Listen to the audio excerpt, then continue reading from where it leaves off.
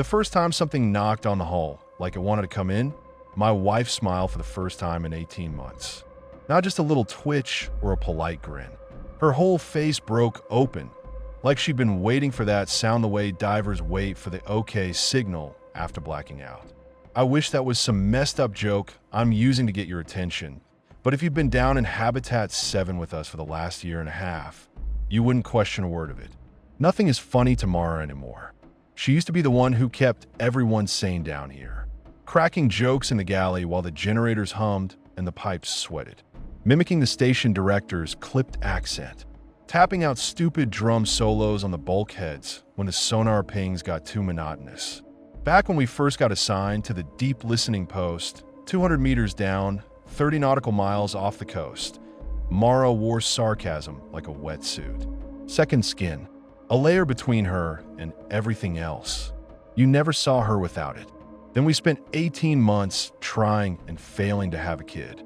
Try doing IVF from an underwater station with a 6-week rotation and tell me it doesn't chew your brain up. Schedules, hormones, timers, temperature charts stuck with magnets to a humming metal wall. We kept timing cycles with a resupply sub. We kept telling ourselves we'd beat the odds. We kept failing. Every negative test stripped something off her. First the jokes, then the music, then the way she'd lean into me in the dark when the steel around us creaked and the ocean pressed in. She just hardened, went quiet. I suggested fertility tests months ago, but Mara wouldn't hear it. She didn't want to see where the fault line really ran. It took her until 2 weeks ago to agree, and that was only because we were already on the surface for mandatory medicals and they had the lab right there. The results were bad on both counts. My sperm count, sad little number, motility low. Her hormone panel, estrogen in the basement. Words like poor responder got thrown around. The station doc mentioned treatment, said phrases like options and protocols, and Mara just stared at the harbor through the porthole like the gray water out there was more interesting than the conversation about our future. Treatment meant months off the job. Money we didn't have. Land. Time. Hope. She didn't want to talk about it. The doctor saw that and backed off, told us to keep trying. That body surprises you sometimes. Mara barely spoke on the boat, ride back to the drop point. She just sat on the stern bench with a blanket around her shoulders, watching the whitecaps slam against the hull. By the time we were back in the wet porch, climbing down into our little steel bubble with its recycled air and damp sock smell, it was like someone had turned the volume on her all the way down. The only reason I'm telling you all that is so you understand how much the sound meant when it finally came. 3 hard knocks, metal on metal, right above our bunk. It was 2:58. Yeah, I remember the exact time, because when you live in a pressure can with 13 other people, you get good at clock watching. You wake up for every compressor cough and every shift change. We've been asleep maybe an hour. The first knock rolled through the hull and into my chest like someone had kicked the bunk frame. I jerked awake. Mara gasped. What the hell was that? I croaked. The second knock came sharper, pinged along the ribs of the station. Back when I was still fresh, the kind of sound would have had me checking for leaks, grabbing a torch, running through emergency checklists. After a year and a half, you learn every normal complaint the steel can make. This didn't sound like any of them. Mara was already moving. It's here, she whispered. Her bare feet slapped the deck. She shoved the blanket off, swung down from the upper bunk like she'd been waiting fully dressed, and crossed our tiny cabin in 3 strides. Mara, hey, slow down. She ignored me, pulled back the blackout curtain from the porthole over the small desk. Our cabin looked straight out into the black. During the day shift, if you could call any of it day, you'd see the silk clouds from the station's thrusters or the occasional shimmer of a fish. At night, with the external floods on low power, you saw nothing. Just your own face faintly ghosted on the glass. But when she yanked the curtain aside, the porthole glowed. A white hole filled the frame, so close the cabin flooded with its work lights. Not a generic submersible either. I recognized the shape before my brain had really caught up. Long nose, twin manipulator arms folded back like wings, stubby thrusters bracketing the tail. Stork 3, the ROV. We called it that because of the way its crane assembly looked when it lifted crates from the resupply sub and carried them over to the wet porch. Like a big white bird walking along the station spine, legs ending in claws that carried precious things. Only Stork 3 should have been up in its cradle in the service bay, power down, not hovering outside our personal cabin at 3 in the morning with its lights burning at full intensity and its cameras pointed straight in at us. And it shouldn't have been holding anything. But there it was, pressed up next to our emergency service hatch, just below the porthole, one manipulator clamped around a small white cylinder, the size of a bundled-up gym bag, fixed to the outer ring. A soft halo of bubbles trailed off it. Through the condensation on the porthole and the glare of the work lights, I could make out that the cylinder had a viewing panel. And pressed against that clear patch, like a face against thick glass, was pink skin. Something small, wrapped tight in layered white material. "Mara," I said, still half tangled in the blanket. "Mara, what the fuck is that?" She didn't answer. She put her hand flat on the porthole, fingers splayed, breath fogging the inside of the glass like she was meeting someone on the other side of it. Then she whispered, almost reverently, "He came." I tried to get my head together. My mouth tasted like old coffee and the metallic tang of stale air. The station hummed around us, pumps gurgling, fans whining, a distant ping from sonar down the main corridor. Nothing made sense. My wife tore herself away from the porthole and spun, almost knocking me over as I slid off the bunk. "Move," she snapped, muscling past me to the cabin door. "I need to cycle the hatch before the equalization window closes." Cycle the hatch. We had an interior access panel, in theory, only for emergency transfers. It linked via a dogged hatch in the short ladder well outside our cabin, straight through the wall to the external service hatch where Stork 3 was docked now. I cleaned its seals maybe once. Never used it. "You're not." I choked on sleep and panic. "You're not opening that. Mara, you can't just." She slapped the door control and vanished into the corridor. I heard her bare feet slap metal again, her hand on the ladder rungs, the squeal of a wheel being spun open. By the time I got there, she'd already kneeled in the cramped little space, sweating in just a t-shirt, her hair falling in front of her face as she undogged the round hatch in the bulkhead. Red pressure equalized light glowed above it. "Mara, stop. Stop. There's no scheduled transfer. You open that in." She shot me a look over her shoulder that shut me up. Her eyes were bright and wet and more awake than I'd seen them in months. "It's for us," she said. I called. I waited. "It's on time."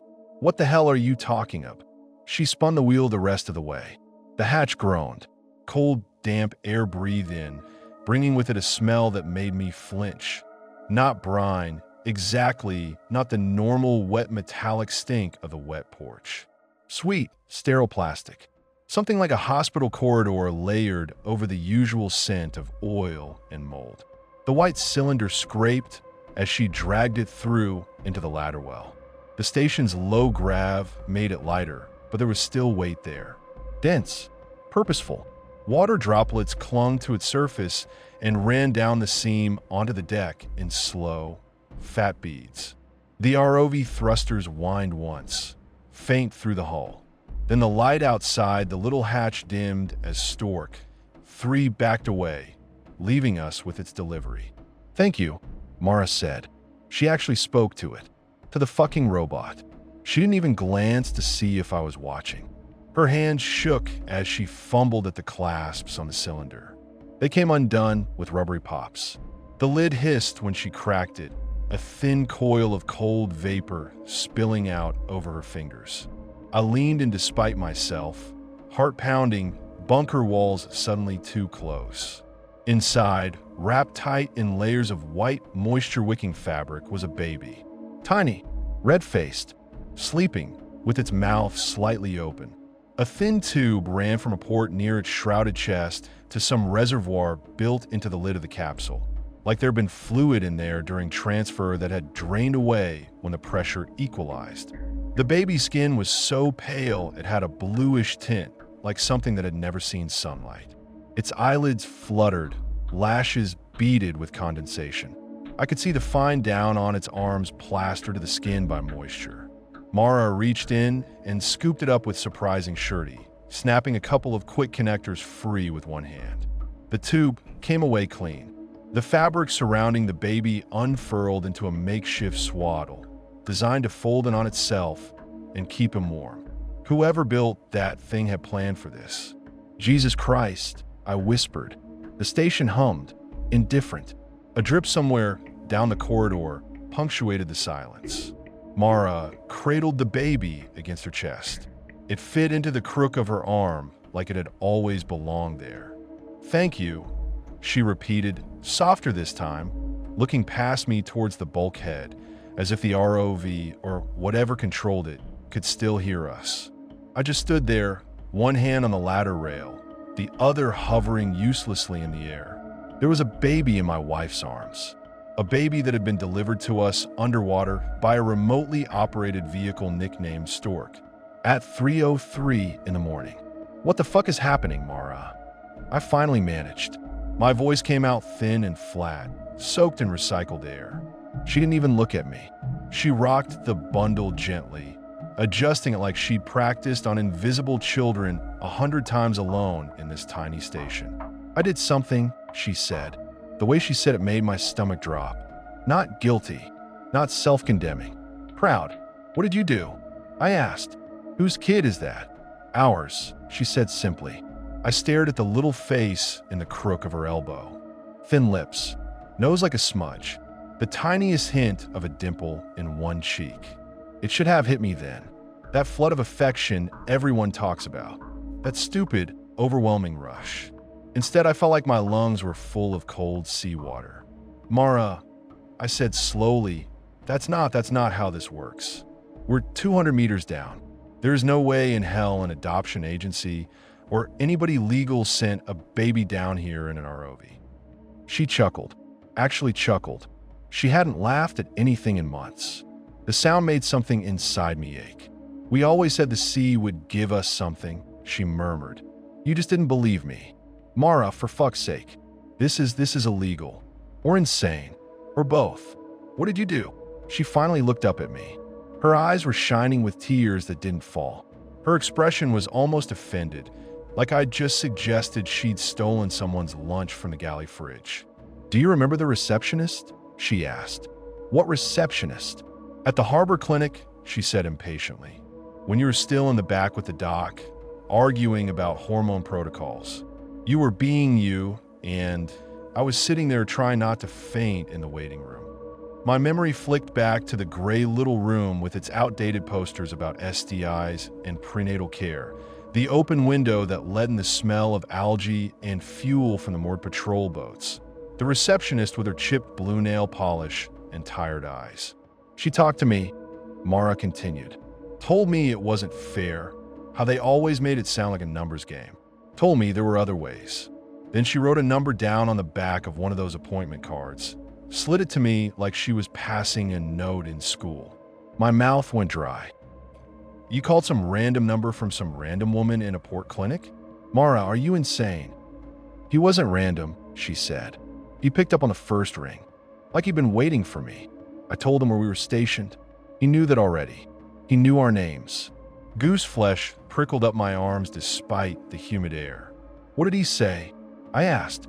"He said if we really wanted a child, we had to stop trying to mimic what our bodies couldn't do. He said we were in the perfect place. He said there are old arrangements for people who work the water. Old traits. He told me to wait 11 days after the tests. Don't do anything. Don't go anywhere. Just wait." She looked down at the baby with something like awe. "I waited," she said. "I counted the days. Tonight is the 11th. And now he's here. Right on schedule. Ripe." The word made my scalp crawl. "Ripe," I repeated. "That's what he said? Ripe? Like a piece of fruit." She shrugged one shoulder, careful not to disturb the bundle. "Ready," she said. His word was ripe. I liked it. I didn't. The way it sat in my ears, clunky and wrong, like she'd bitten down on a piece of gristle by accident and decided to swallow anyway. "Mara, listen to yourself," I said. The ladder well felt suddenly too tight. The hatch, the walls, the overhead pipes, it was like the station had contracted around us by a couple of inches, the whole structure flexing under the pressure. You called a stranger whose number you got from a receptionist in a harbor, and he sent a robot with a baby in it to our secret listening post. She narrowed her eyes. Our assignment isn't secret. It's classified enough that inbound subs kill their transponders before they get within 10 miles. I snapped. And you just invited someone to dock an unmanned vehicle and open a hatch. The equalization light was green, she said calmly. No pressure differential. No leaks. No alarm. Whoever did this knows our systems. That doesn't make it okay. The baby stirred and let out a tiny grunt, like a complaint. Mara immediately softened, rocking him until he settled. Lower your voice, she hissed. You're scaring him. Him, I echoed. My head spun. You don't even know if it's a boy. He's a boy, she said. I can feel it. She was right. A quick, stunned glance when she adjusted the wrap confirmed it. Great, I muttered. Fantastic. A mystery deep-sea baby with a dick. That makes this normal. Fuck you, Eli, she snapped quietly. We've been tearing ourselves apart, trying to make someone who looks like this. Don't stand there and pretend you don't feel it. I didn't answer because I didn't know what I felt. Terror. That was the main thing. A flat, cold terror that sat under my ribs like a block of ice. But threaded through it was something else, something thin and treacherous. A little quiet hope that this could, somehow, all work out. That scared me more than anything. Mara brushed past me with the baby, heading back towards our cabin. Where are you going? I asked dumbly. To put him down, she said. We're not ready, but we'll make it work. She said it like she was talking about an unexpected shipment of spare filters, not a human being. We don't have a crib. We don't have formula. We don't even know how old he is.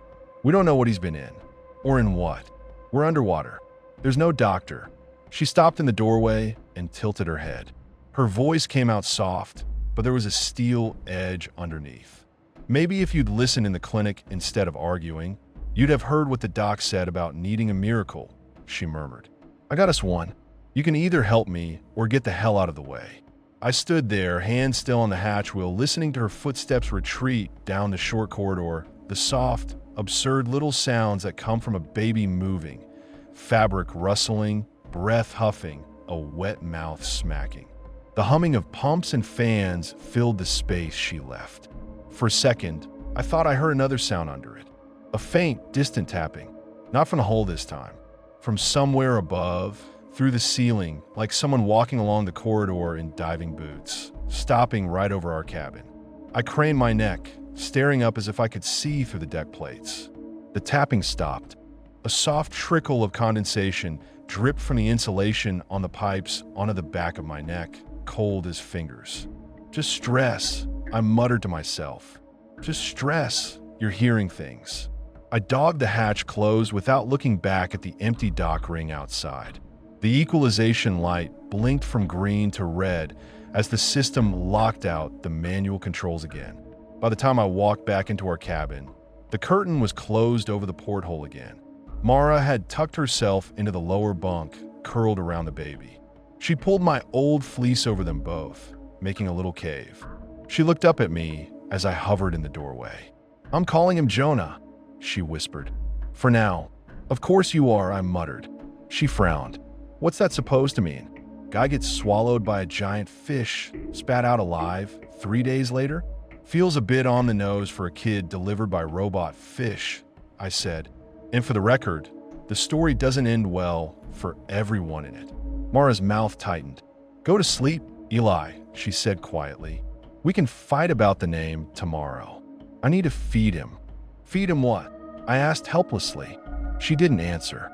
She just shifted the baby higher against her chest, shirt rucked up, bare stomach pale in the dim cabin light. The baby's head bobbed clumsily. He found skin, latched. My throat closed around words that didn't really form. I turned away. I grabbed the curtain cord and yanked it open. I don't know why. Maybe to prove to myself the ROV was gone. That this was a weird, sleep-starved hallucination. The porthole stared back at me, black as a dead screen. The external floods had cut to their normal dim glow, leaving only a faint wash of light across the mud outside. At first, all I saw was my own reflection, pale and wild-eyed. The overlay of Mara's hunched shape behind me, the faint bundled outline in her arms. Then the station's floodlights flicked slightly, reacting to some automatic adjustment. The angle changed, and I saw him. Not clearly, just a shape on the ocean floor beyond the reach of the floodlights. A darker smudge against the dark, maybe 30 feet out from the station. Upright, thin, shoulders ahead. No helmet light, no suit reflectors.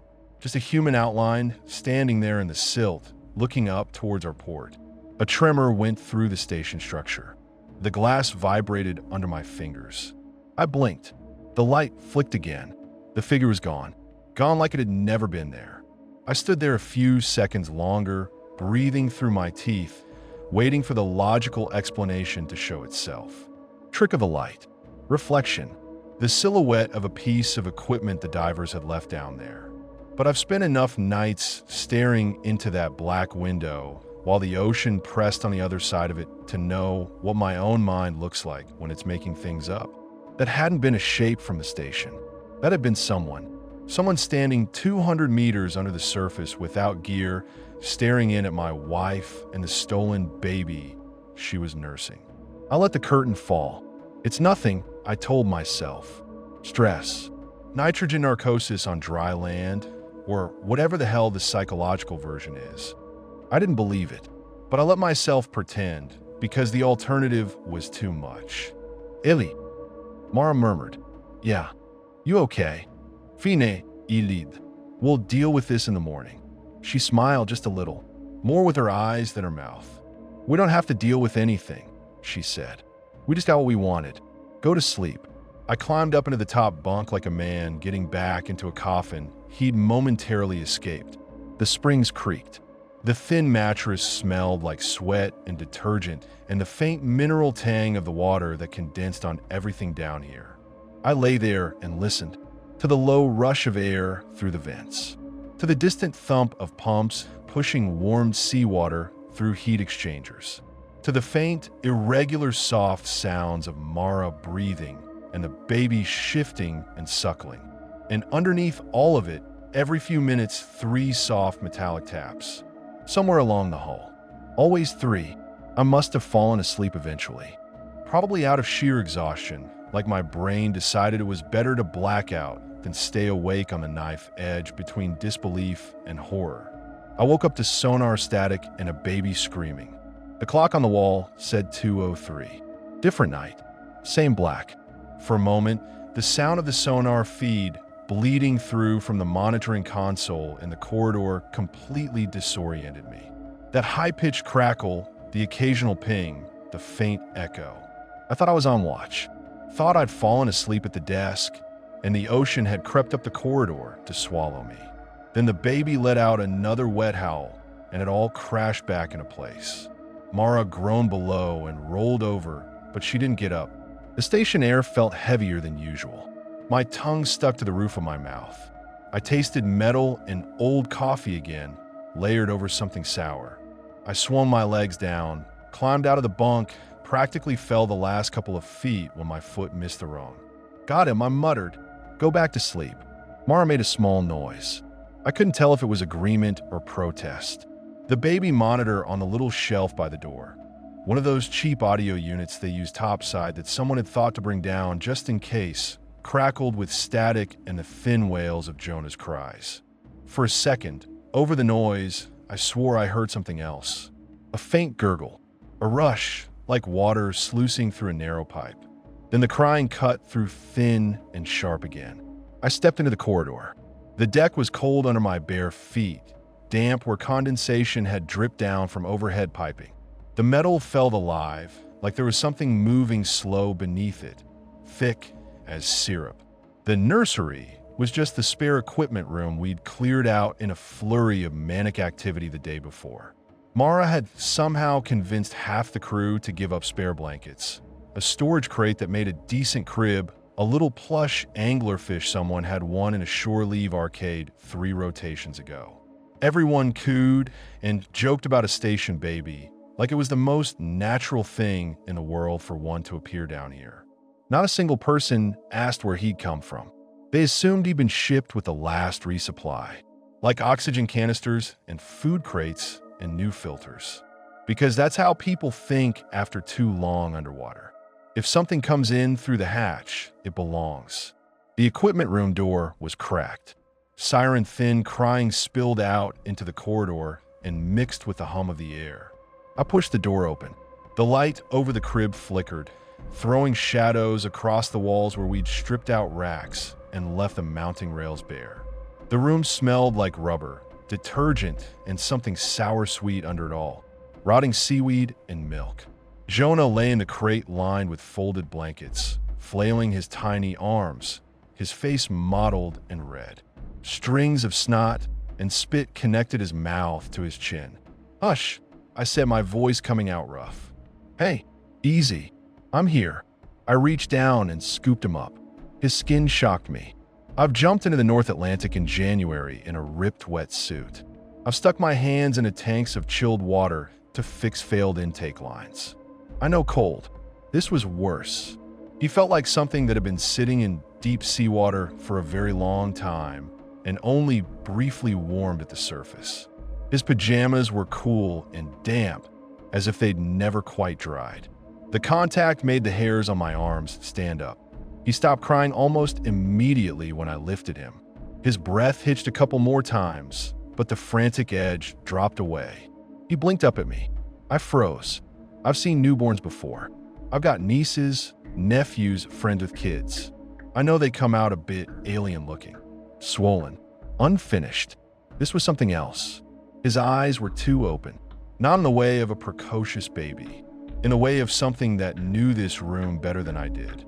The irises were a pale, washed-out gray, almost the color of the fluorescent tubes above us, ringed with a darker band that looked too sharp. When the light flickered, they seemed to catch it like the eyes of a fish just below the surface. He smiled. Babies don't smile like that when they're that small. Not real smiles. It's gas or reflex. Their faces go all soft and unfocused. This was a real smile. Slow, intent, knowing. A tiny hand uncurled and closed around my index finger. His grip was strong, stronger than it should have been. His skin was still icy, but there was something like a pulse, slow and heavy, beating under it. My vision tunneled. The hum of the station dimmed. All I could hear was the rush of my own blood in my ears and the little wet noises Jonah made as he worked his jaw, still smiling. He wasn't right. The thought landed with the same weight as the deep. Solid. Immovable. He wasn't normal. He wasn't ours. Not in any way that had ever been natural on land. The word "ripe" floated up, unbidden. "You're not safe," I whispered before I could stop myself. He made a tiny, offended sound like a bubble popping. Something creaked behind me. It wasn't the comfortable, familiar creak of the hull settling or two pipes rubbing as the station shifted micromillimeters under pressure. It was a localized sound. Inside the room, the equipment locker on the far wall, a tall metal cabinet we hadn't gotten around to bolting properly after stripping it, stood slightly ajar. I stared at the crack of darkness between the door and the frame. The fluorescent light caught in the gap, throwing a sliver of shadow across the deck. "That's stupid," I muttered. To myself. To the room. I don't know. Just draft. Just the station moving. I moved Jonah to my shoulder, one arm cradling him, my other hand free. I stepped slowly toward the locker, bare feet silent on the cold metal deck. My heart beat hard enough to make my chest hurt. The crying had stopped completely. The monitor on the shelf under the light hissed with static, a thin, constant ch-ch-ch-ch-ch of white noise that filled the space between my breaths. The closer I got, the more I realized something was off. The air was colder right in front of the locker. I could feel it on my bare forearms. A little eddy of chilled air leaking out through the crack, like the world on the other side wasn't sharing the same atmosphere as the rest of the room. A drop of water fell from the underside of the overhead pipe and splashed on my shoulder, right next to Jonah's swaddled head. It was so cold it burned. He giggled. "Fuck this," I whispered. I reached out, wrapped my fingers around the locker handle, and yanked the door open. The smell hit first. Not brine, not oil, not mold. Those I knew and I would have welcomed any of them. This was sweet and rotting and metallic all at once. Like old blood left in a bucket of seawater, heated and cooled and heated again. My stomach flipped. The inside of the locker was dark. The overhead light somehow didn't reach past the frame. I could see racks, hooks, the ghostly outline of coiled hoses, an old regulator, a spare mask. Things we'd shoved in there and forgotten. And behind all of that, in the black, something moved. Not fast, not a jump scare. Slowly, like someone shifting their weight, easing themselves forward from where they'd been pressed into the corner. A hand came first, white fingers wrapped around the edge of the metal shelf. The skin looked bloated, like it had been too long in the bath. Wrinkled, pale, nails ragged and dark. Then an arm, a shoulder, the suggestion of a face, still mostly hidden in shadow. Every muscle in my body locked. Jonah stayed unnaturally calm in my arms. I could feel his breath, slow and steady, against my neck. His little hand tightened on my shirt. Two eyes opened in the dark. They gleamed, catching what little light there was. Human eyes. No glow, no monstrous cutscene. Just human, and somehow all the worse for it. A man unfolded himself out of the locker like he was climbing out of a very cramped bed. The wheeze of his breath sounded like air forcing its way into flooded lungs. He wore what might once have been a dark jumpsuit, now mottled and stiff with dried salt and darker stains. He stepped onto the deck with bare feet. Bora. His skin had that same over-soaked look as his hands. Pruned, softened, as if the ocean had been chewing on him and decided not to swallow. I tried to say something, anything. The only sound that came out was a strangled little croak. He moved faster than he had any right to, given the way his body looked. 1 second, he was 3 steps away. The next, his hand was around my throat, and I was slamming backward into the wall. The impact jarred Jonah.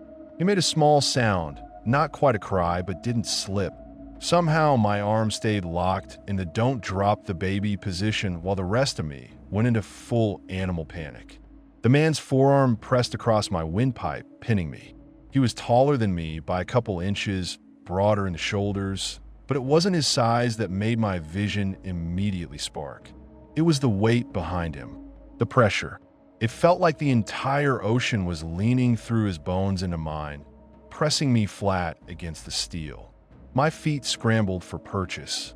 My fingers dug into his forearm and found clammy skin and ridged scar tissue.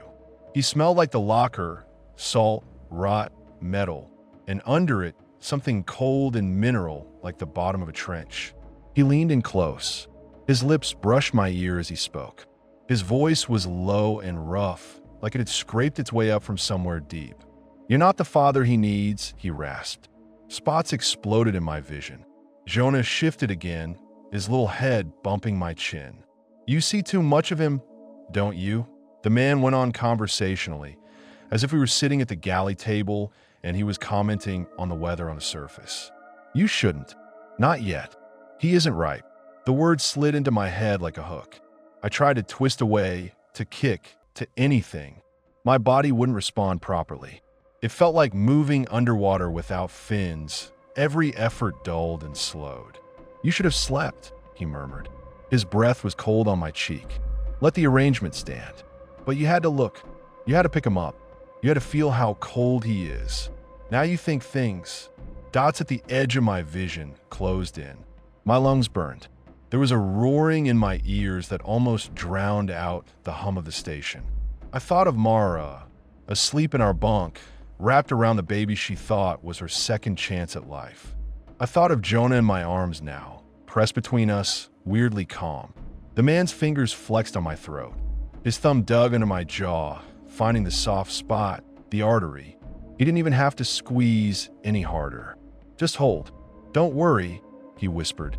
He'll have the right father, the one who knows how deep to leave him.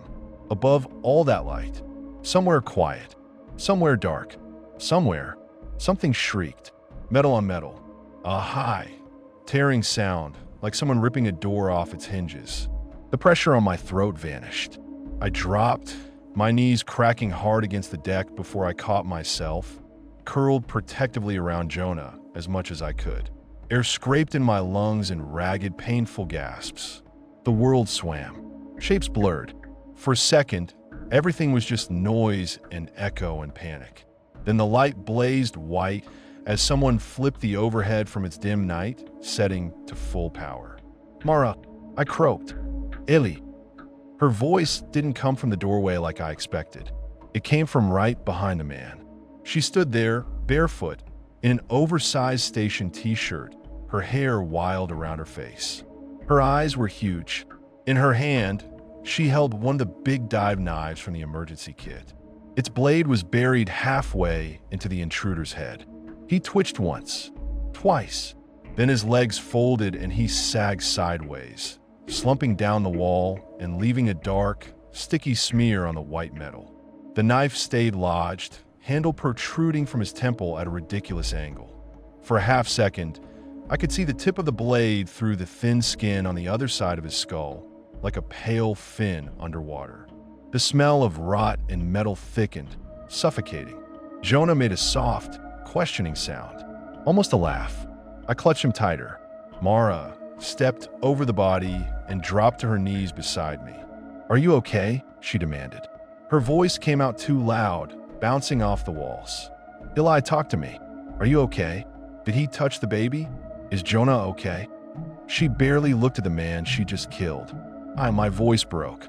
I swallowed, coughed, felt the raw ache in my throat where his arm had been. I'm fine. Who the fuck was that?" Mara's eyes flicked briefly to the corpse. "I don't know," she said quickly. Too quickly.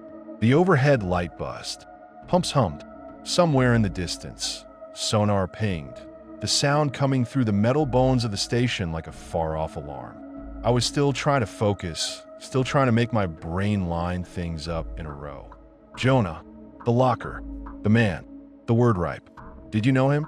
I rasped. "No," she snapped. The way she said it made me wonder if she was lying, or if she was lying to herself. Footsteps thundered down the corridor outside. Shouted voices followed.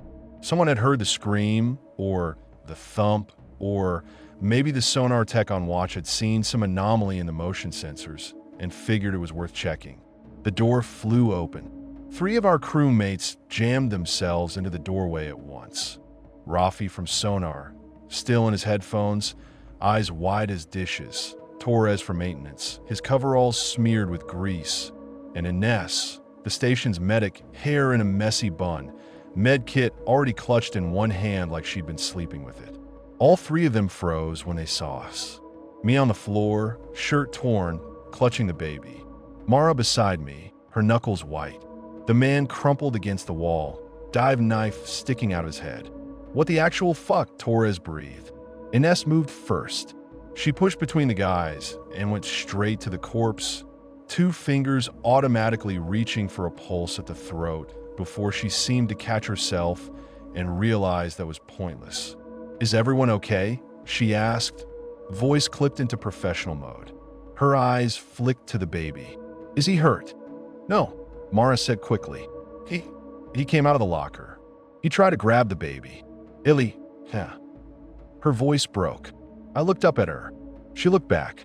We both knew she'd lied in that half second. He hadn't tried to grab the baby. He tried to kill me. But when you've just driven a knife into someone's skull and a steel can on the seafloor, maybe you get to edit the narrative a bit. "Okay," Ines said. "Okay, sit tight. Torres, get station security on the horn. Zafi, wick die that jaw. No one leaves this corridor until we get clearance. Mara, Eli, don't move." As if there was anywhere to go. Rafi stumbled back, bumping into the doorframe, dragged his headphones off, already babbling into his handheld. Torres hovered near the doorway, eyes flicking between the body and Jonah like he was trying to do some bad math in his head, and coming up with imaginary numbers. "Who is he?" Torres asked finally. Silence. I looked at his face for the first time properly. The dead man. His features had relaxed in death, the strain and intent leaking away, leaving something oddly blank. He looked ordinary. Ordinary enough that if you saw him in a crowd at the harbor, you'd forget him in 5 minutes. No one from our crew. No one I recognized. "He's no one," Mara said stiffly. But someone had sent him, and I had a sick feeling I knew who. The arrangement, the man on the phone, the whispered word ripe. This wasn't random. This was enforcement. While we waited for security to cuff the corpse and drag it to the cold storage bay, Jonah lay quiet in my arms, eyes open, watching the fluorescent tubes. Every time the metal creaked or the hull gave a little shudder, his pupils widened, like he could feel every tiny change in pressure the station endured. When the security team finally arrived, two sleep-rumpled guys in dark polo shirts with corporate emblazoned over the chest, they took statements. Photos, measurements. They bagged Mara's knife. They tagged the locker and sealed it with bright yellow tape, as if that would keep anything dedicated out. They didn't ask about Jonah. Not once. Not where did he come from, or how the hell did you get a baby 200 meters down without us logging it, or why was this guy in your equipment locker? They glanced at him. They cooed a bit. One of them, Reynolds, I think, a guy from topside who rotated down for incident management, even tickled his foot. "He yours?" Reynolds asked, offhand, like we were on land at a barbecue. "Yes," Mara said firmly. "Ours." Reynolds nodded, like that settled it. He wrote something down on his little tablet. Later, after they'd hauled the body away and Ines had dabbed disinfectant on the bruises already rising on my throat, after Director Cho had given us a tight lecture about protocols and safety and reporting any unusual activity immediately, the security guys filtered out of the equipment room, voices low. Reynolds was the last to leave. He paused in the doorway, one hand on the frame, the other on his tablet. Jonah lay in the makeshift crib again, swaddled up, eyes closed. Reynolds leaned down. He thought I'd already turned away. I hadn't. "Sleep tight, little man," he murmured. "You ripe little thing." The words slid around the room like a physical object. He straightened before I could react, gave me a tight, professional smile, and followed the others down the corridor. The hum of the station swallowed their footsteps. The door whispered closed. Mara stood by the crib, one hand on the rail. She didn't look at me. I stared at the place where Reynolds had been. Inside my ribs, the block of ice shifted. The ocean outside pressed in.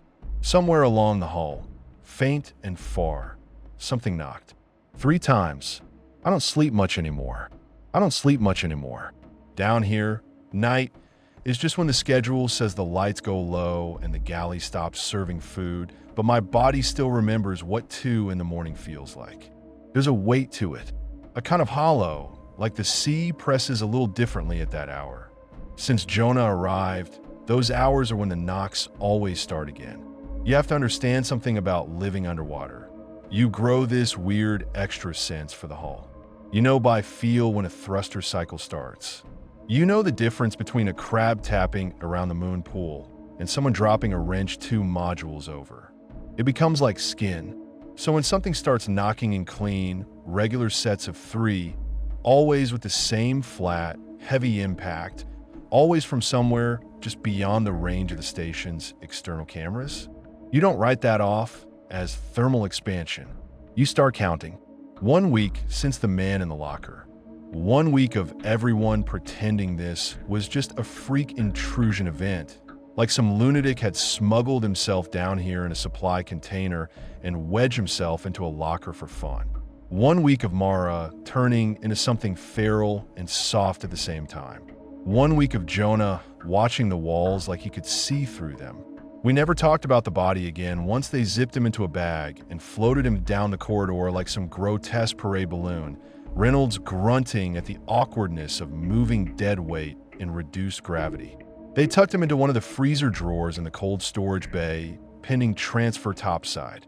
I know because I watched the log when I couldn't sleep, scrolling through the entries on the terminal outside the galley. There was no name, just unit and mail. I scrolled further. No new entry for infant or minor or anything that even hinted at the station acknowledging Jonah as something that had arrived. When I pointed that out to Mara, she shrugged. "He's not inventory," she said. "He's ours." Her tone made it sound like the problem was my need to classify things, not that we had a literal unregistered human being down here who'd been delivered by a hacked ROV. We fought about it. Of course we did. That's something the intruder in the locker didn't understand. Me and Mara have never been the couple who just quietly agree. We've always argued. Even when we were good, even when everything was normal, we'd fight about stupid crap like whose turn it was to check the O2 scrubber or which playlist got a run in the galley on Fridays. The difference now was what we were fighting about, and how fast she went from 0 to nuclear whenever I even brushed against the arrangement.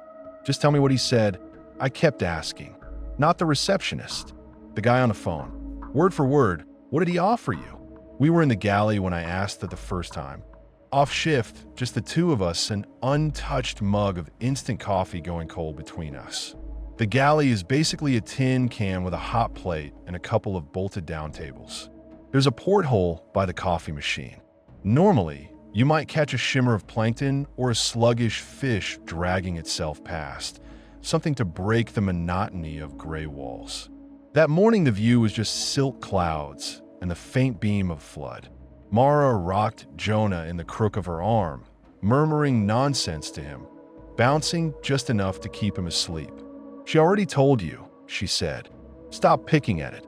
"I'm not picking at it, You're doing what you always do," she snapped. "You try and turn this into a fault-tree analysis, something you can categorize. The answer doesn't change just because you prod it from 6 angles. Where he came from matters, Mara. I know where he came from."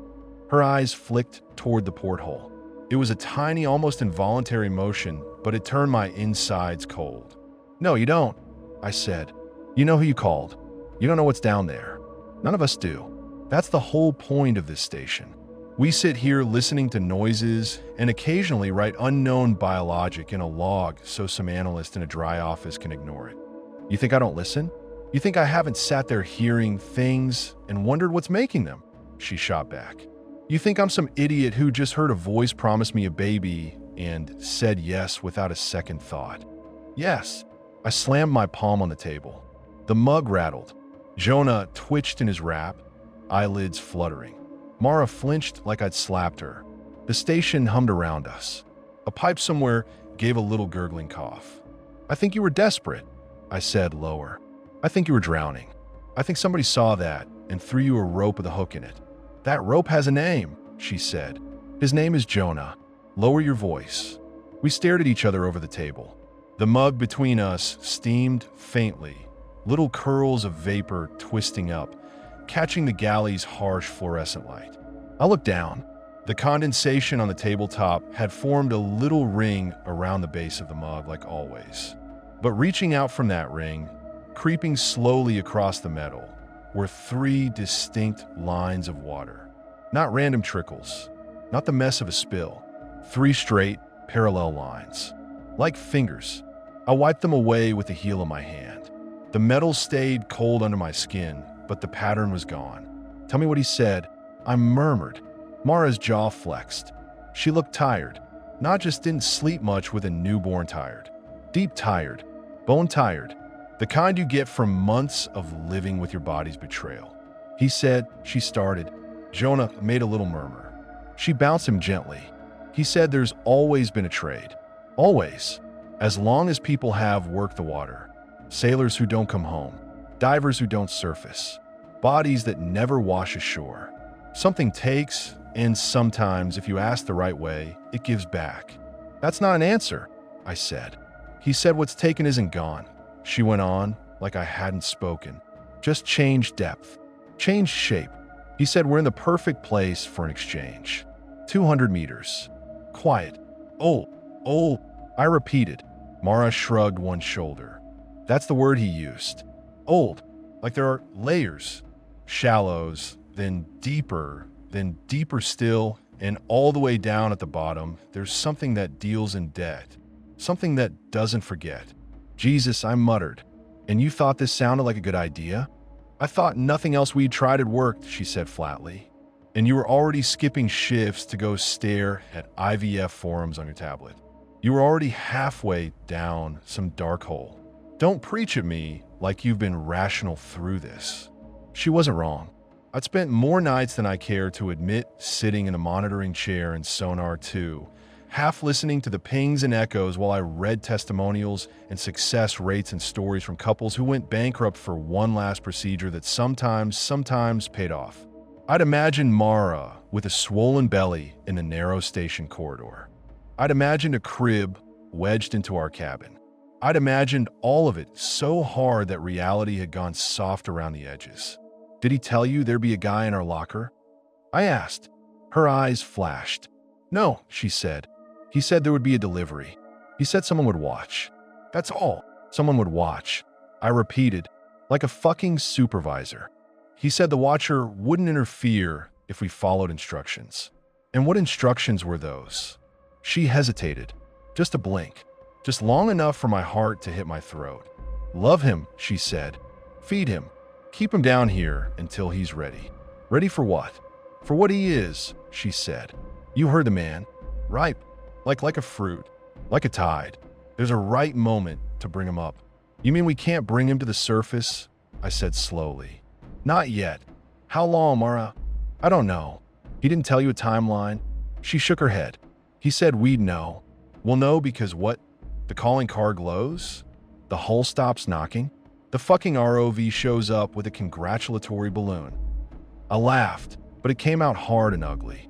Christ, you bound our kid to whatever's down here with no end date. He's not your kid, she said quietly. The words punched the air out of my lungs more effectively than the man in the locker ever had. We both froze. I didn't mean it like that, she said quickly. You meant it exactly like that, I said. My voice sounded thin in my own ears. You just didn't mean to say it out loud. She stared at the tabletop. The mug between us had stopped steaming. The water on the metal was still. For the first time since Jonah arrived, there was no drip from the overhead, no little beads forming on the underside of the pipes. The air felt drier, thinner. He's mine, she whispered. I called. I bled. I waited. He came for me. I pushed away from the table, the chair scraping the deck. The sound rang sharper than it should have in the enclosed space. And the guy in a locker? I asked. Whose was he? Who sends someone like that to strangle a man in his own station and tell him he's not the father? He wasn't supposed to be here, she snapped. Something went wrong. Or you did. Oh, right. It's my fault he climbed out a locker looking like he'd been marinating in bilge and told me my kid needs a different dad. Don't call him that if you don't mean it, she said. You just said he isn't your kid. I didn't say he isn't my kid. I hissed. You did. Jonas stirred, his face screwing up, eyes fluttering open. For a moment, the argument dropped away. We both leaned toward him like gravity worked differently around his little form. His eyes found the porthole immediately. The floods outside the galley shifted, their beams sweeping slowly as the station's auto-adjust kicked in. As the light outside moved, his gaze tracked it, the way a predator tracks a flashlight beam. He smiled, not at us, at the glass, at whatever was beyond it. The humming pumps sounded suddenly very loud. Don't do that, I whispered. Mara's hand shot out and grabbed my wrist under the table. What? She asked. Don't act like this is normal, I said. Don't act like he's just a baby. Babies don't come down here in robots and get watched by drowned men in lockers and make security officers call them ripe. Stop saying that word like it's poison, she snapped. It is, I said.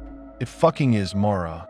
Every time someone uses it, it feels like they're quoting from a script I never got to read. She let go of my wrist like she'd been burned. For a second, something raw flickered over her face. Guilt. Fear. I don't know. Then it was replaced by that stubborn, hard look she'd been wearing more and more. You either accept that he's here and he's ours, she said, where you get assigned to another station topside. Because I'm not leaving. That one hurt too. She knew it. I saw it. She knew I'd rather chew my own arm off than be away from her, from the water, from the only life we'd managed to build that felt like it belonged to us. She played that card anyway. I didn't answer. I left the galley and went straight to sonar. If you've never sat in a sonar room at 3 in the morning, you don't know what it does to you. It's dark for starters. The console screens throw this ghostly blue-green glow over everything, and the only real light is from the angle-poised lamp over the logbook. The room hums with electronics and fan noise, and over all of it, in your headphones, you hear the ocean's heartbeat. Pings and returns. Static and strange little echoes. The occasional unmistakable sound of a ship passing miles overhead, its propellers thumping like a slow pulse. And then, sometimes, there are the things you don't want to think about. I found Rafi in his usual seat, bare feet up on the console, headphones half on, typing lazily in the log. He looked up as I came in. "You're off shift," he said. "Shouldn't you be doing dad stuff?" "Can't sleep," I said. "Mind if I sit?" He shrugged. "Suit yourself," he said. "Nothing much happening. Couple of whales passed by an hour ago. You can still see their tracks." He tapped the screen. The main display showed a long-range sweep, concentric circles, little blips marking contacts. 2 arcing lines were still fading from bright to dull, heading northwest. Their signatures were broad and diffuse. Big animals, slow-moving, probably bringing more joy to some whale-watching tour on the surface than they do to us. "What about here?" I asked, tapping near the center, where the station's own ring sat. Rafi frowned. "Nothing out of ordinary. Apart from, the weekend's greatest hits." He tried to make it light. It didn't quite land. "You logged it?" I asked. He snorted. "You think I wasn't going to log a moving contact that shows up at 200 meters, sits motionless 10 meters off our starboard bow for 8 hours, then just isn't there?" He flicked a couple of controls. The screen shifted. A playback overlaid the live sweep, time-stamped from a night Jonah arrived. "There," he said, pointing. A dust sat just outside the station circle. Not big enough to be a sub. Not diffuse enough to be a shoal of fish. It held position perfectly as the minutes ticked past along the bottom of the screen. Every now and then, faint echoes bloomed outward from it. Not pings. Nothing active. Just responses. Like something dense and complicated was reflecting whatever sound the sea fed it. "Could be a rock," I said. He laughed. "In the middle of the mud plain?" "Sure. A rock that drifted in on a current and decided to stop right where our system's least likely to flag it." "When did it appear?" I asked. 3 minutes before Stork, 3 powered up," he said. "Which is weird, because no one told me she was going out. No scheduled ops. No command sent from any console inside the station." "Where was the command sent from?" I asked. He shrugged. "No idea. The logs for that period got corrupted." I swallowed. The humming room felt suddenly colder. "You tell Director Cho that?" I asked. "Yup," he said. "She told me to mark it as instrument anomaly and move on. Said we got enough actual false contacts to chase without making up new ones." He spat the last part like he was quoting. "She say anything about Jonah?" I asked. Rafi's mouth twisted. "He's cute," he said. "That's what she said. Cute kid. Try not to traumatize him with whale songs." "No one asked where he came from?" I pressed. "Everyone's kinda acting like he dropped with the last supply batch," Rafi said. "You know how it is. If it comes through a hatch or a lock, it's stamped approved in people's heads. You gotta file 3 forms to get a new box of filters, but some things just appear and no one wants the paperwork that comes with questioning it." "So that's it," I said. "Guy in a locker, baby in a crib, weird sonar contact, corrupted logs, and we just carry on like we didn't almost get drowned inside our own station." "That's it," he said. "Unless you want to go over my head and file something with the auditor's topside." He said it like he knew I wouldn't. Because auditor's topside meant the company. Meant reassignments. Meant pulling Mara out of the water. meant separating her from the only thing that had dragged her out of the hole she'd been in. It meant possibly losing Jonah. "I'm not stupid," I muttered. "Didn't say you were," he said. "Just saying there's a trade-off. There's always a trade-off." The way he said it made me look at him properly. "Have you heard that phrase before?" I asked. "What phrase?" "There's always a trade?" I said. He shrugged. "We work for a company that literally bought naming rights on a region of the sea. You trade your time, your lungs, your spine for a paycheck. You trade being on land for being in this tin can. You trade one kind of pressure for another. That's life." "That's not what I mean," I said. "Has anyone ever talked to you about old trades? Debt in the water?" He gave me a sideways look. "You been listening to the old divers again?" he asked. "What old divers?" "Guys like Henley, back on Platform 4, he said. "The ones who talk about paying the sea back when someone comes up bent, even though every gauge said they were fine. Ghost stories, Eli. Stuff they tell new techs to keep them from doing stupid shit." "Henley ever used the word ripe?" I asked. Rafi blinked. "What? Ripe?" I said. "As in ripe little thing. Ever heard anyone use that word about a person before this week?" He shifted in his seat. For the first time, he looked uncomfortable. "Reynolds said it," he admitted, "in the corridor. When we walked away. Thought you were out of earshot. He said, 'Cute kid, ripe little thing.' I figured it was just a weird way to say healthy. I let out a breath that turned into a laugh that turned into something else. 'You figure a lot of things,' I said. He bristled. 'I figure my job is keeping everyone alive inside this tube,' he snapped. 'And that includes you losing your shit, man. Sit down. Put the headphones on. Listen. Maybe if you listen long enough, you'll realize there are a lot worse noises out there than a guy saying a weird word.' He was right about one thing. There are worse noises. You hear them sometimes if you sit long enough. Low moans that could be shifting ice or the call something big. Rhythmic thuds that might be far off pile, driving, or something huge bumping the thermocline. Clicks and whistles that are almost language if you let yourself imagine it. I took the spare stool and sat. Put the headphones on. Rafi tuned one of the channels, filtering out some of the static, boosting a frequency range. "What am I listening for?" I asked. "You tell me," he said. "You're the one seeing drowned guys in lockers." I didn't mention that everyone had seen the drowned guy in the locker. I closed my eyes and let the sound wash over me. Ping. Echo. Ping. A crackle like wind in wires, even though there's no wind down here. Somewhere in the mid-range, a soft, regular knock. 3 in a row, a pause. 3 again, half heard through the structure, doubling through the metal like someone tapping a knife on a railing in another room. I took the headphones off. "I have to make a call," I said. "There's no signal down here," Rafi said. "You know that." "Not that kind of call," I said. "The communications hub is basically a closet full of racks and blinking lights. Most of it runs through the station's tight beam to the satellite relay ship that camps somewhere above us, drifting with the current. Official calls, logs, status reports, instant updates go that way, routed and recorded and stored. Then there's the other side, the side no one likes to talk about because pretending it doesn't exist helps everyone sleep.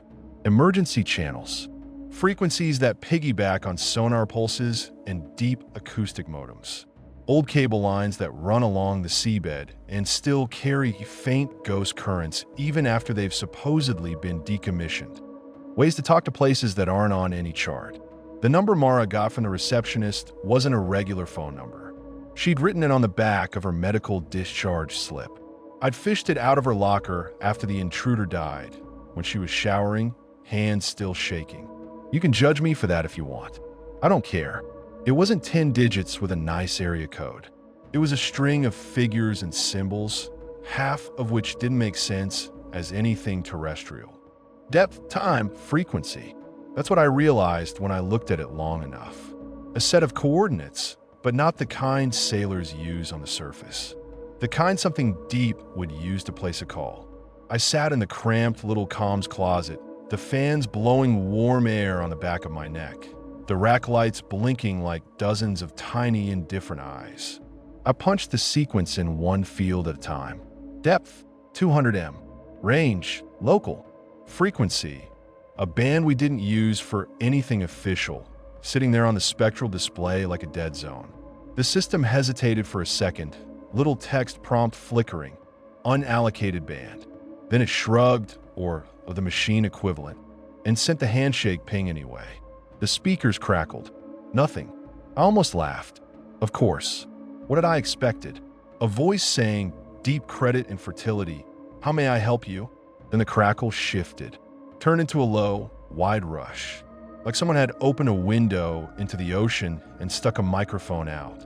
No station noise, no bumps, just the sound of deep water moving, slow and inexorable. "Hello," I said. The word sounded stupid in the tiny room. The rushing sound changed, streamlined, focused. I could almost see the waveforms in my head tightening, like a current narrowing in a canyon. Then, under the wash, a voice. Not above it, not cutting through it, inside it. "You shouldn't call here," it said. I'd expected the voice from the locker. Rough, scraped, human. This one wasn't like that. It wasn't anything. Male, female, old, young, nothing. It was like the noise of the water itself had found a rhythm that formed words. My throat went dry. "You gave my wife this number," I said. "She called you. You sent something down."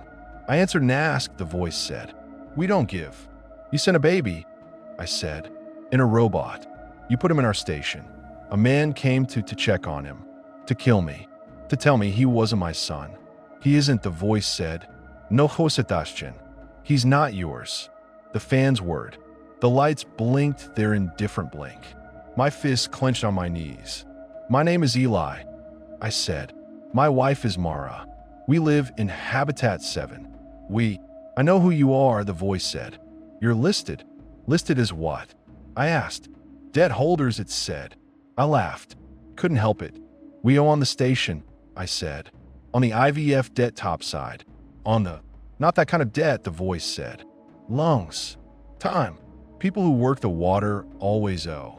Your kind doesn't walk away from it. You leave pieces of yourselves down here. Bubbles. Skin. Teeth. Sound. It adds up." "Why him?" I asked. "Why Jonah?"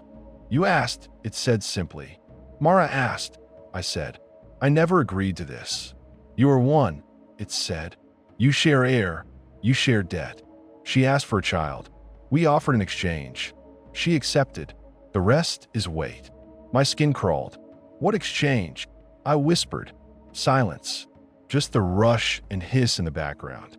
For a second, I thought the line had dropped. Then, "You have a span," it said. "You bring him up too soon, he spoils. He rots in your thin air. You leave him too long, he sinks. He goes where you can't reach. There's a moment between. That's the ripe." "There it is," I muttered. "You people really like that word." No response. "Who was the man in my locker?" I asked. "A watcher," it said. "He breaks surface and goes under. Breaks surface and goes under. He understands both sides. He makes sure the weights balance." "He tried to strangle me," I said. "He tried to correct a mistake," it said. "You look too close. You should have let him settle. You should have treated him like any other." "He's not any other," I snapped. "He's wrong. Cold. His eyes." "You say wrong," the voice said. "We say deep. Do you call a fish wrong because its bones bend under your air?" I didn't have an answer to that. Not one that fit in my mouth. "My wife killed your watcher," I said. "We have others," the voice said. "You think we watch from one locker?" I swallowed. Imagined every unused space in the station, every storage compartment and duct.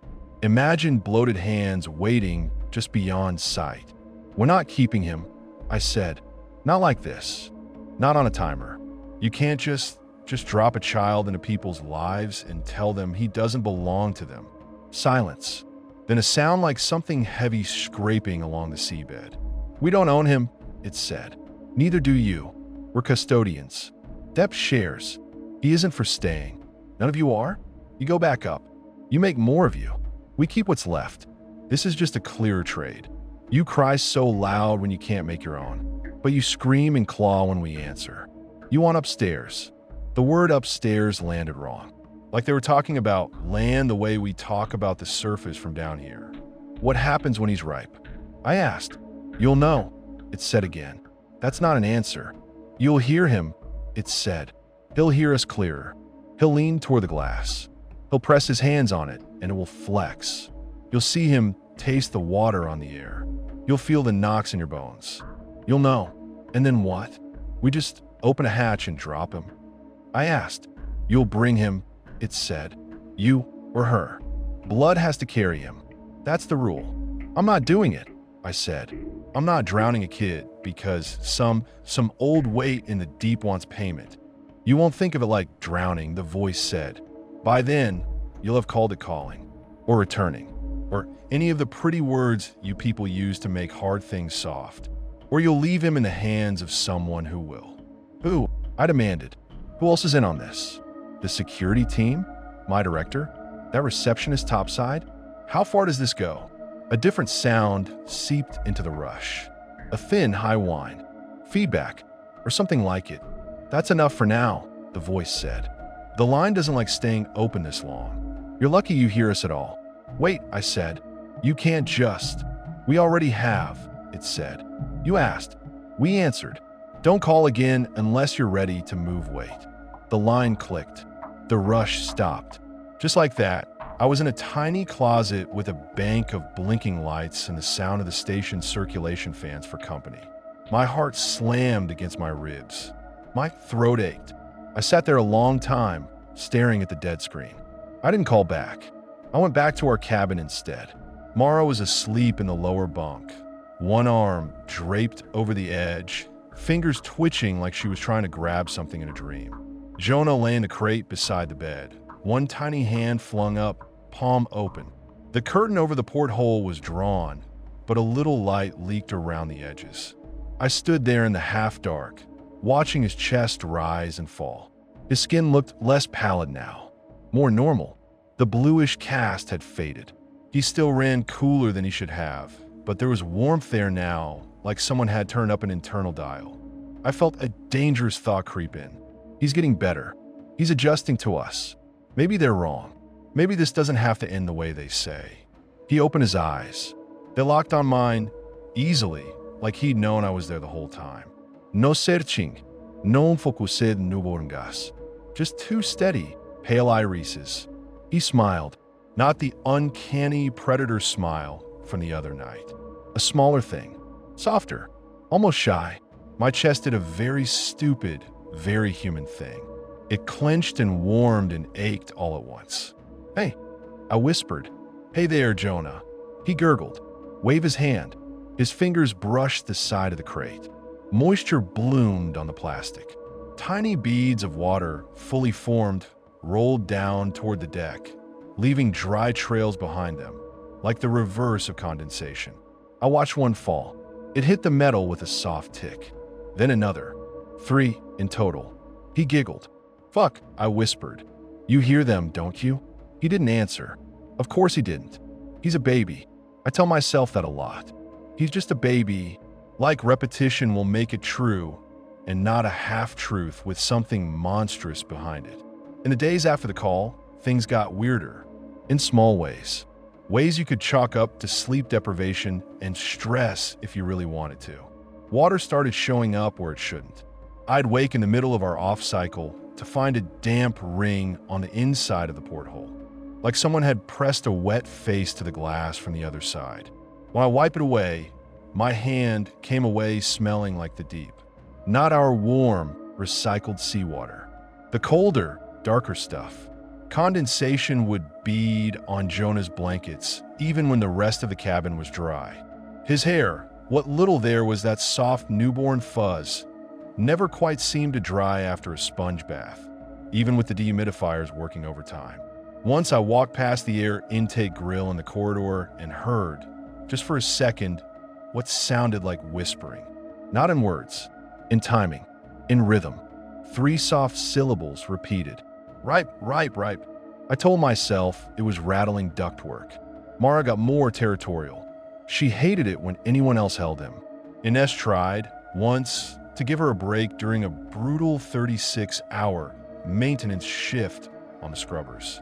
Mara hovered like a shark, eyes never leaving the baby's face. When she caught me watching him, she bristled. "Don't look at me like that," she said. "I know what I'm doing." "I know you know what you're doing with a baby," I said. "It's the watching that worries me." She rolled her eyes. "Because of what that drowned freak said?" she asked. "You really gonna let some rot-brain corpse tell you how to feel about your own kid? You keep saying our kid and your own, and then you tell me he's not mine," I said. "Pick a lane, Mara." "He's ours," she snapped. "For now. That's all that matters. And we're going to give him as much love as we can cram into for now." "For now," I repeated. "That's doing a lot of work there. You think any kid is really ours forever?" She shot back. "You think they don't grow up and go places you'll never follow? At least we know he's going somewhere old. Somewhere that owes us." There was again the weight, the debt, the idea that we were just balancing a ledger. "How long have you believed in this?" I asked softly. In the idea that the sea keeps score?" She shrugged, looked away. "Longer than you," she said. "You came in thinking it was all about data and adventure and being the guy who points at a screen and says, 'There, that's new.' I came because my grandfather went down on a trawler and never came back. Because my uncle got swept off a rig and they never found the body. Because half the stories of my family end with 'and the sea took them.' You think that doesn't do something to you?" "I know it does," I said. "I just didn't think it would make you put our child on layaway with whatever's under us." She flinched. We didn't talk for a while after that. The station hummed. The world outside Preston. The days blurred. Then corporate sent a man down. Not Reynolds. Someone higher. You can tell the difference as soon as they step out of the drop sub in the wet porch. Regular safety guys move like they're still on deck, like they expect the floor to rock. They grip the rails too tight, get their sea legs back while they climb into the habitat. This guy, his badge said Laird in clean block letters, moved like he'd been grown in a pressure can. He was tall, in a pressed polo with the company logo on it. Neat dark hair, a tan that hadn't come from any sun I'd seen. His handshake was dry. His eyes scanned everything when he came aboard, taking engages and pipes and faces in one sweep. "Just a routine follow-up," he said in the briefing room. "We like to put eyes personally on any serious incident. Shows we care. Also helps us refine protocols, blah, blah, blah." He smiled when he said blah, blah, blah, like we were all friends and he wasn't here to make sure the liability sheet stayed in the green. He asked the expected questions about the intruder, about doors and locks and logs, about whether we noticed anyone unusual at the drop point topside before the last sub-run. He didn't ask about Jonah, not once. Even when Jonah fussed in Mara's lap halfway through, his little voice cutting through the hum of the fans, Laird just smiled. "And this must be the newest crew member," he said. "Lucky kid, getting to spend his early days under the waves. Not many can say that." "His name's Jonah," Mara said. Her face lit up the way it only did for him now. "Of course it is," Laird said softly. The phrase snagged in my head. "Of course." I echoed. "Why of course?" He glanced at me. His smile didn't quite reach his eyes. "Just seems apt," he said. "Biblical man of the sea and all that. My grandmother loved that story." He looked back at Jonah.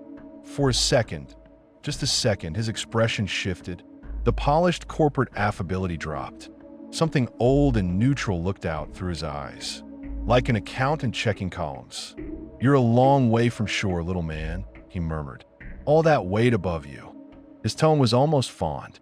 Then the mask snapped back on. "Well," he said briskly, clapping his hands once. "You've all been very helpful. I'll get out of your hair. I know how much everyone loves having an auditor in their bunk room." Everyone laughed politely. As we filed out of the briefing room, Jonah squirmed. His hand flopped against Laird's sleeve as we passed him in the corridor. Laird looked down. For the tiniest fraction of a second, his nostrils flared, like he'd smelled something. Then he leaned down, his mouth near Jonah's ear, voice low enough that I swear I was the only one who heard it over the background hum. "Grow strong," he whispered. "Ripen well. The word hit me like a punch. I grabbed his arm before I could think better of it. Where did you hear that word? I demanded. He blinked, eyebrows climbing. Excuse me, he asked. Ripe? I said. Why does everyone keep calling my son Ripe? Silence fell in the corridor. People pretended to be busy, suddenly fascinated by readouts and door seals. Laird's smile thinned. It's a figure of speech, he said. Don't tell me you've never heard someone call a kid ripe with potential.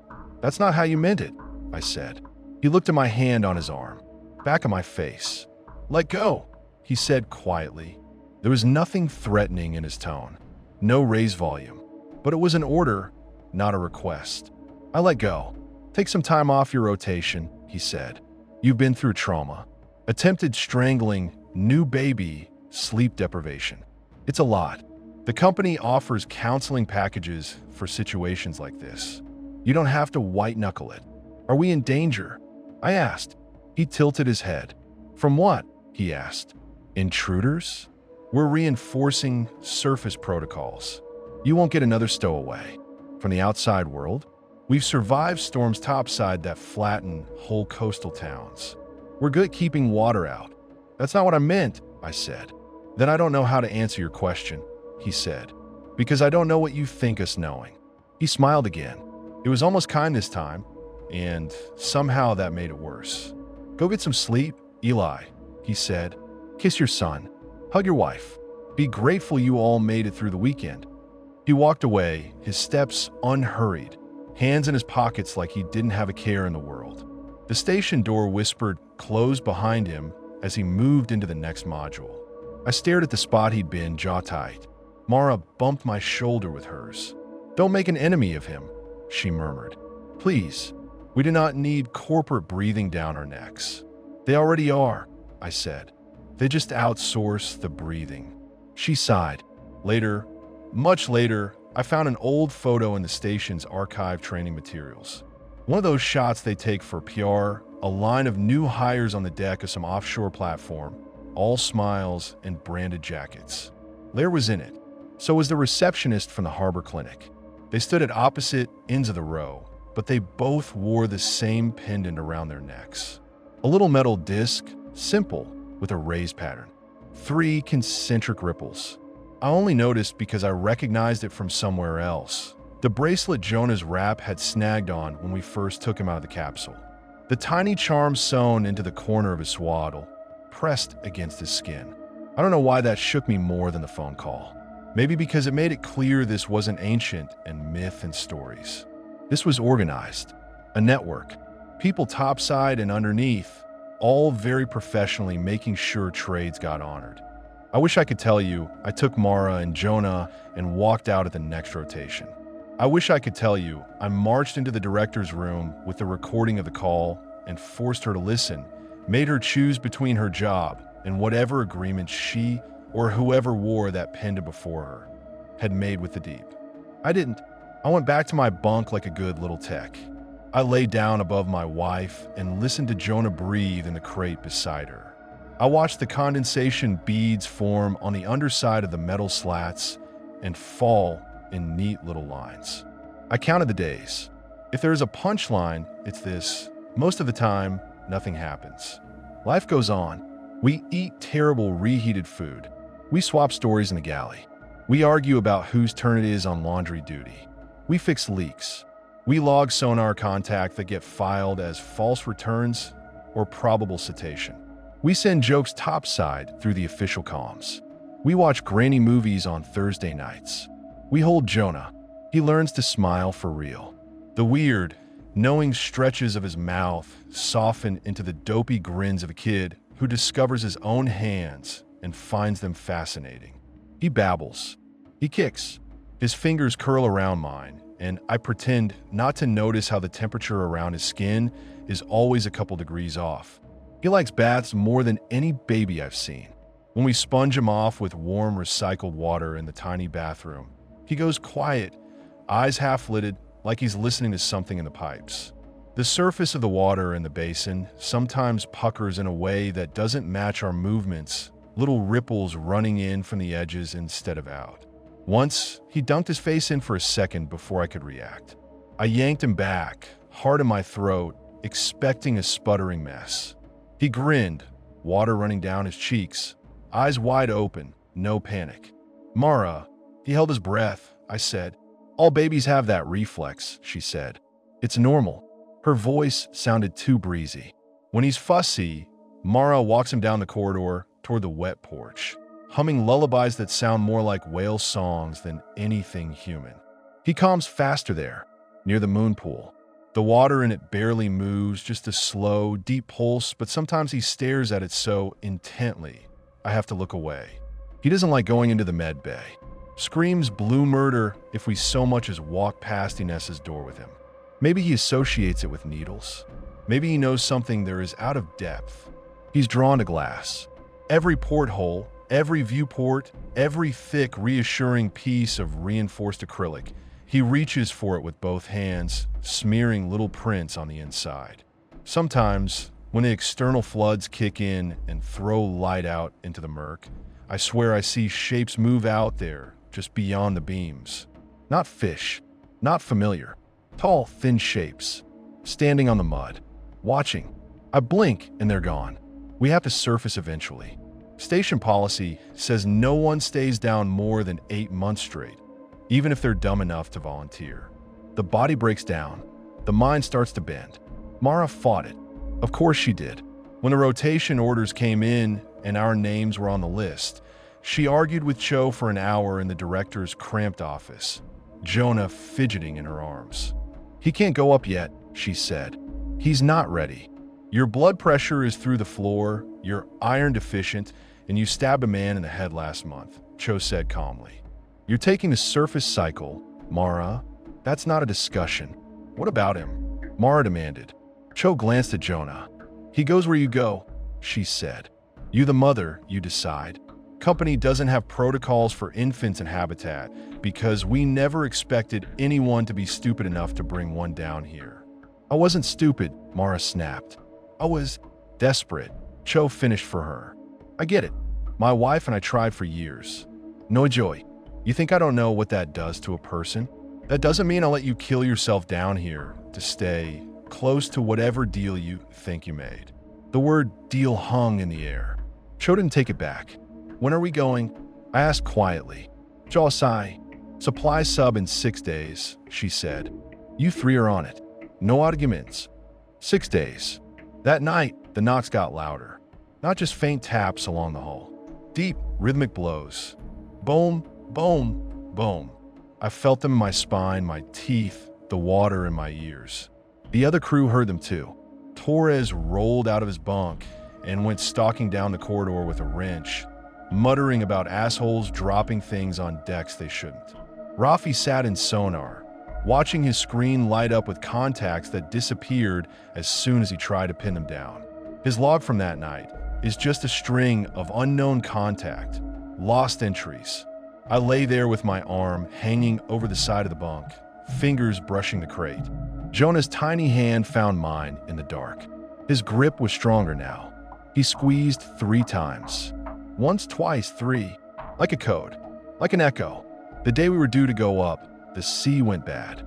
Even from down here, you can tell when the surface is ugly. The pressure fluctuations come through like mood swings. The station groans differently. The drop sub is late. We wait in the wet porch, strapped into harnesses, gear bags at our feet. The air smells of neoprene and grease and nerves. The tech on watch, Anders, keeps checking the little display that shows the sub status. Still holding, he says. Sea state's a mess topside. They don't want to risk the crane. Mara clutches Jonah tighter. He's been coughing, she says.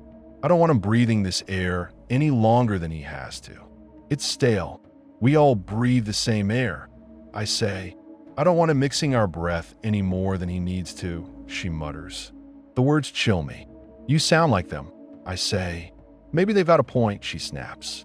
We don't go up that day. Or the next. Weather. Mechanical issues. Budget. Whatever the reason, the sub keeps getting bumped. Our names stay on the departure list, but the date keeps crawling further along. We're stuck between water and air, between what's owed and what we think we deserve.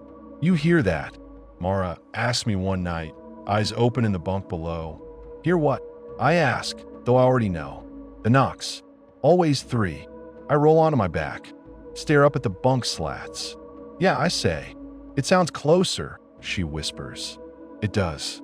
Like whatever's making it has moved from the hull to the skin of the station, to the pipes, to the air. Maybe it's your old friend from the locker, I say.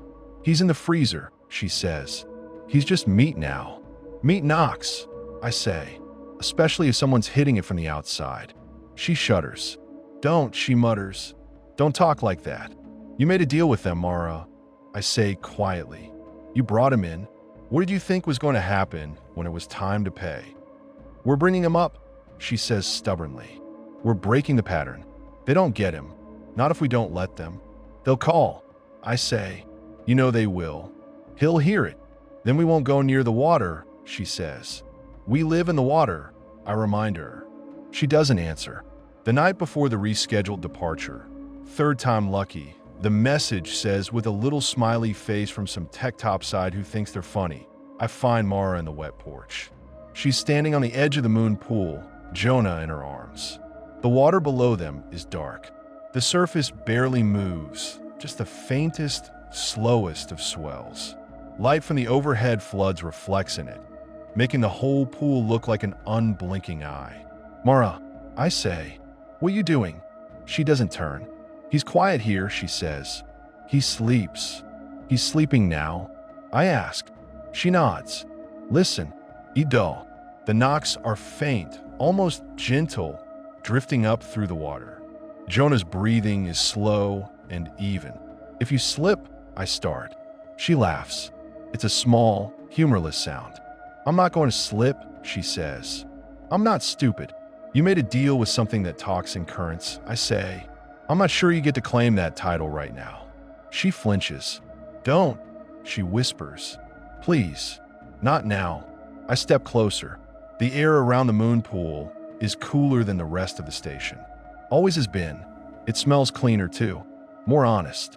Like salt and nothing else. Tonight, there's something else in it. A tang. Old rust. Deep. You call them. I ask. She shakes her head. They're always listening, she says. We don't have to call. You're not thinking of doing it now, are you? I ask. Her arms tighten around Jonah. No, she says fiercely. No, not yet. He's not ready. Say it, I say. She swallows.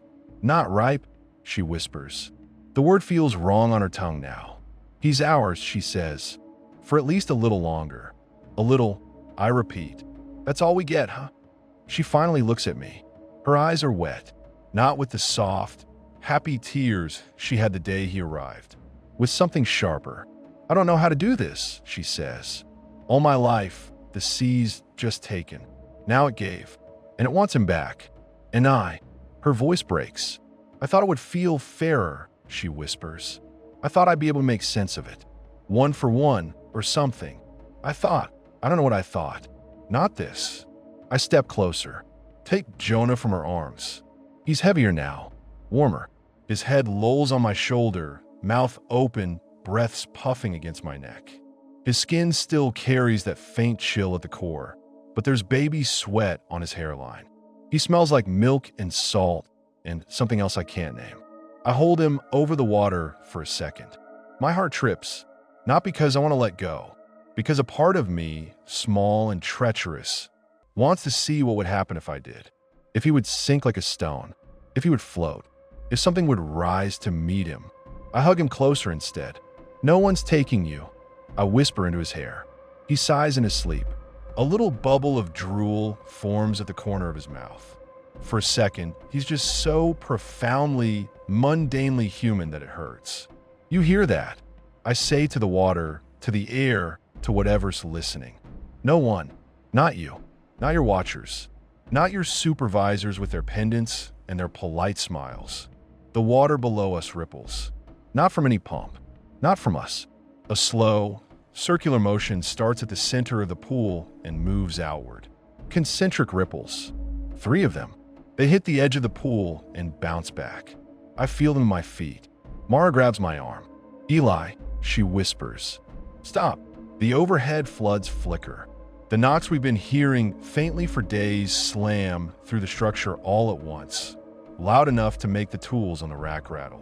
Boom, boom, boom. Jonah stirs. His eyelids flutter. His hand gropes outward in his sleep, fingers opening and closing like he's seeking something just out of reach. His skin feels colder against my chest. Okay, I whisper. Okay, we heard you. Calm down. The knocks fade. The ripples still. The water goes back to looking like any other bottomless black. I carry Jonah back down the corridor. Mara walks beside me, one hand on his back, like she doesn't quite trust me to hold him alone anymore. The next day, the sea calms. The drop sub arrives on time. We strap into our harnesses. The tech check seals, lines, manifests. Jonah gets a tiny life vest that looks ridiculous on him. Everyone coos. You ready to see the sky, kiddo? Rafi asks, ruffling his hair. Jonah stares at him solemnly. We step into the sub. The hatch closes. For the first time since he arrived, Jonah leaves the water behind. Sort of. You can feel it in the ascent. The way your ears pop. The way the pressure in your sinuses shifts. The way the sub groans and creaks in registers that are different to the habitat's familiar chorus. Mara grips my hand so hard my fingers go numb. She watches Jonah like she expects him to explode. Implode. I don't know. He sleeps. All the way up. Even when the sub lurches through a patch of rough water near the surface. Even when the crane catches and swings a little. Even when the tech mutters something about hull slap, Jonah doesn't stir. We break the surface. You can always tell. Even before the hatch opens and the raw smell of the open sea floods in. Even before the sub rocks in a way no underwater motion ever quite replicates, you know? The sound changes. Everything is louder, less muffled. The skin around your ears feels weirdly hot. The hatch cranks open. Sunlight spears down through the gap. It hits Jonah's face. He flinches. Just once. Then he scrunches his nose and buries his head in Mara's chest, like he's offended by this harsh, direct version of light. We climb the ladder onto the platform. The air up there smells of diesel and tar and salt and metal. It should be familiar. Home, even. We've launched from this deck a dozen times. It feels wrong. Too open. Too slack. I feel naked without steel over my head. Welcome back to the world. One of the deckhands calls as we step out. Looks like you brought something new up with you. He nods at Jonah. Mara beams. The hand grins back. Cute kid, he says. Ripe little. He stops. Not because he realizes what he's said. Because I've crossed the deck in 3 steps and grabbed his jacket in both fists. Say it, I snarl. Finish the sentence. His eyes go wide. Hey man, I was just. Say it. I insist. He looks over my shoulder, probably for his supervisor, for someone to pull the crazy man off him. Then he sees Jonah. Something in his face changes. He goes slack for a heartbeat. His pupils dilate. His mouth moves, almost soundless. Little thing, he whispers. It comes out like he didn't choose the words. Like something used his throat. I let go. He stumbles back, blinking, shaking his head like he's shrugging off a dream. You okay, Eli? Mara asks quietly. No, I say. Not even a little. We're on land now. Sort of. Steel risers. Concrete. A thin skin between us and the sea. People think that making it back to the platform is the end of the story. It's not. The arrangement doesn't care about air. Debt carries. We spend 4 weeks topside. Mandatory. Medical checkups. Therapy sessions. Meetings with HR about transitioning back to surface life. Forms. Jonah gets weighed and measured and prodded by a land doctor who smells like antiseptic and doesn't ask why his chart starts in a habitat instead of a hospital. He's a little underweight, but otherwise healthy, she says. You keeping him on formula? Partly, Mara says. I'm supplementing. Good, the doctor says. Keep at it. You're doing great. She uses all the right words. She never says ripe. We sleep in a cramped bunk room on the platform, the walls vibrating with the thump of compressors and cranes. I wake up one night to the sound of waves slapping the pilings and Jonah crying. I go to the little cot they've given us. He's standing. He shouldn't be able to stand yet. Not really. Not without support. But there he is, tiny hands gripping the rail, feet planted, knees wobbling slightly, but holding. He stares at the tiny porthole in the bunkroom wall. It shows a sliver of night sea, black and silver under the platform lights. His mouth moves. No sound comes out. Behind him, on the bunk, Mara sleeps like the dead. I step between him and the window. His eyes snap to mine. We stare at each other in the dim. Don't listen, I whisper. He tilts his head. The room creaks. Far below, deep under the platform, something knocks. I feel it through my bare soles. Once, twice, 3 times. He smiles. That's where we are now, caught between. We've got maybe another month up here before we have to go back down. Call it contractual obligation. Call it addiction. Call it that weird, hollow feeling you get when you've lived under the weight long enough and suddenly there's too much sky over your head. We could quit. We could take Jonah and walk away from all of it. Move inland. Buy a small house. Pretend the only water that matters is what comes out of the tap. You'd like that, wouldn't you? A neat ending. And then they ran away and the sea couldn't follow. It would be a lie. The knocks don't stop when we're on land. They just get harder to ignore. In pipes, in radiators, in the old plumbing of the platform that everyone swears is due for replacement but never quite gets budgeted. Jonah hears them. He hears them the way other kids hear ice cream trucks. He leans toward the sound. He claps his hands. He laughs. Mara thinks we can outrun it by refusing to go near the water when he's older. I know better. You can't outrun something that's underneath everything. You can't pay back a debt and expect the ledger to stay empty when you keep working the thing that wrote it. There are days, quiet ones, when the wind is low and the sea looks like a sheet of beaten metal. When I stand at the rail, Jonah in my arms, and I feel something like gratitude. For his warmth, for his weight, for the way his fingers curl on my shirt, anchoring me. Then a wave hits the pylons, just so. 3 beats. He perks up, and I remember the voice in the comms room, deep and patient and utterly sure that I will do what it expects when the time comes. I'm telling you all of this from a shitty plastic chair in the platform's comms room. Late at night, the screens glow, making my face look washed out in the reflection. The guys on shift think I'm writing an email to a relative. They don't care, as long as I log my hours. The wind is up tonight. I can hear it through the bulkhead, a low howl under the higher whine of the antennas. The sea's angry. The pipes are knocking, 3 at a time. Down in the daycare room, they've set up hastily in an unused office. Jonah is probably asleep on a foam mat, dreamed over by a teenage sitter who thinks working on an offshore platform is cool. He's been chewing on everything lately. Crib rail, toys, fingers, teeth coming in, ripening. I used to be the kind of guy who rolled his eyes at talk of curses and bargains. I believed in numbers, in data, in the comforting lie that the ocean is just water and pressure and predictable chaos. Now I know it keeps accounts. I know my name is on one of them. I know my son's name is on another. I don't know which of us they'll come to collect first. What I do know is this. When the time comes, when the knocks move from the hull to the cabin walls to the inside of my skull, when Jonah presses his hands against the glass, whether that's in a porthole 200 meters down or a window in some cheap coastal rental we've run to, I will hear that voice again. Not speaking in my language, not in any, just in weight, in water, in a rhythm I won't be able to pretend is anything else. Boom, boom, boom.